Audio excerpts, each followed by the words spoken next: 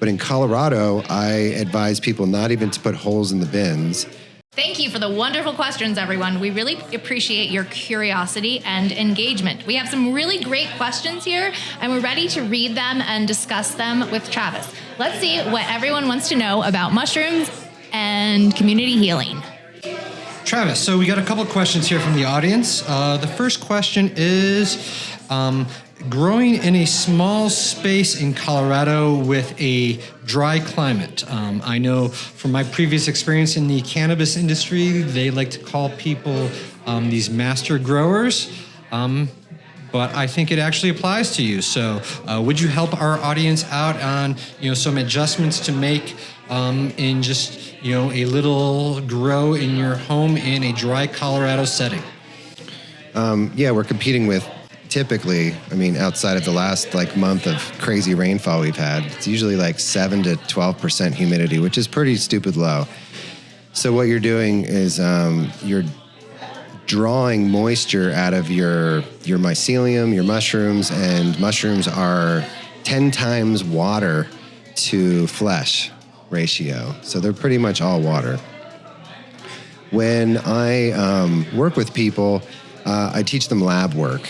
So there's some what we call a no-tech, low-tech approach, which is what I did for the first, 10 years of my cultivation experience. I would go into the bathroom and Lysol it or turn my oven up to 350 degrees. And then on the way of it cooling down, I would work inside of my oven, kind of like a still air situation, and still pray that I didn't have contaminants, and light my needle with a flame till it was red. And then when I moved to Colorado, I actually got a flow hood, which is a piece of equipment that a fan runs purified air through a HEPA filter, or the air goes through a HEPA filter. It's purified on the other side, and you can work in a contaminant-free space, which gives you a lot of confidence as a mycologist to be able to work with petri dishes and to be able to open containers and introduce cultures into them and then reclose them up. Pretty confident that contaminants aren't getting in there.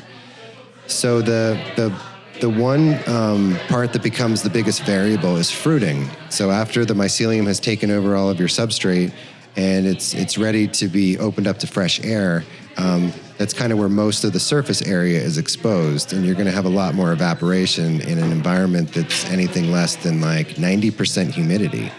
So the challenge is keeping them in a super high humidity environment, and they breathe air like we do. So you got to keep them away from carbon dioxide buildup and the ability to breathe as much fresh air as possible. So the strategy that I use with my students is to take a Rubbermaid bin, or whatever the brand name, a clear bin, Perlite on the bottom, which is a soil additive that retains a bunch of humidity. And if it's the first time you're using the Perlite, you don't necessarily need to boil it to sterilize it, but if you reuse it, you want to boil it to reset it, essentially. So a bin and 2 inches of Perlite, and then add, a lot of times I just use water that's been boiled and then cooled down, and then add enough water that it's not necessarily standing, but it's very, very, it's very wet. And then in the case of the person that asked the question, I think you're doing PF Tech. Is that what I caught? Yeah. So you're gonna have a little barrier between the Perlite and the cake, and that could be the lid from the mason jar. That could be a little foil square, something just so it isn't sitting on the Perlite itself. And in most states with 40% humidity, the tech is to make holes in the side of the bin and put a little filter or what's that, polyfill, so that there's air exchange but particles can't get in and out. But in Colorado, I advise people not even to put holes in the bins.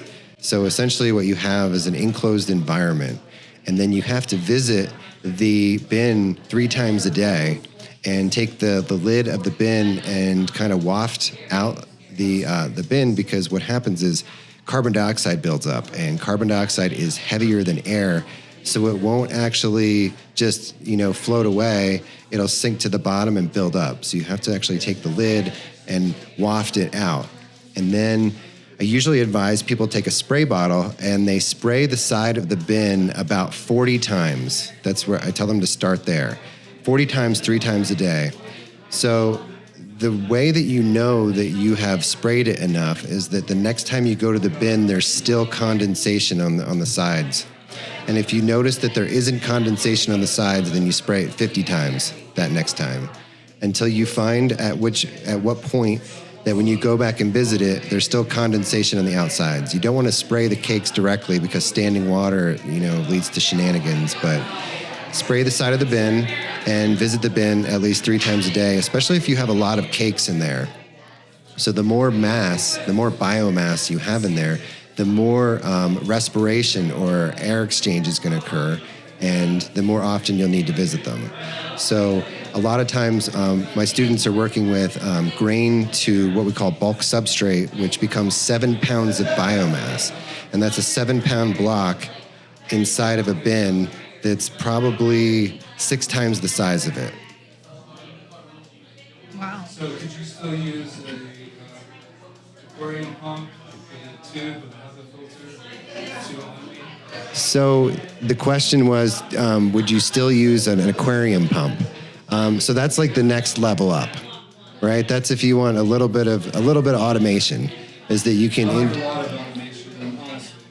So there's ways to actually build a humidity tent with humidity controls yeah. So that's the route that I've taken. There's a mini greenhouse that we call a Martha tent, after Martha Stewart, I'm sure, and then it's modified to allow passive air exchange and humidity when the humidity levels dip too much, and there's some strategy involved in making sure that. Negative flow or positive? So that's passive. So what happens is there's holes at the bottom of the tent that allow carbon dioxide to escape, and just like a siphon would pull down, then I have filtered air ports at the top. So the carbon dioxide, as it siphons down, actually pulls fresh air in from the top. So there's no reason to create any pressure. And I use an external humidifier, which brings humidity in. So in that respect, there is a positive air pressure, there is positive air pressure with that. But like I said, I have it set up so it's passive. So you're pushing air down? Right, but it does that naturally because of the weight of the carbon dioxide. And then I have like a row of little holes at the bottom of the tent, so it just feeds out. Okay. And any issues with spores? So I was fruiting in my bedroom, and I was growing a strain that doesn't produce spores, so that wasn't an issue. Or it doesn't drop spores, so that wasn't an issue. Well, depending on how much biomass, anything more, because 20 years ago when I was doing it, I had a little bin in my bedroom, but it was like 6 cakes. Really wasn't that much. It was pretty contained, and I didn't. Maybe I was young and resilient enough. I wasn't noticing it, but I wasn't I couldn't detect spore load. But I will say that I've gone to people's grows in their houses where they've had whole bedrooms fruiting, and you can definitely tell why aren't you wearing a respirator? But that's like a night and day difference. Yeah. Well, that is certainly some valuable information from what very well may be one of the best grower in the country.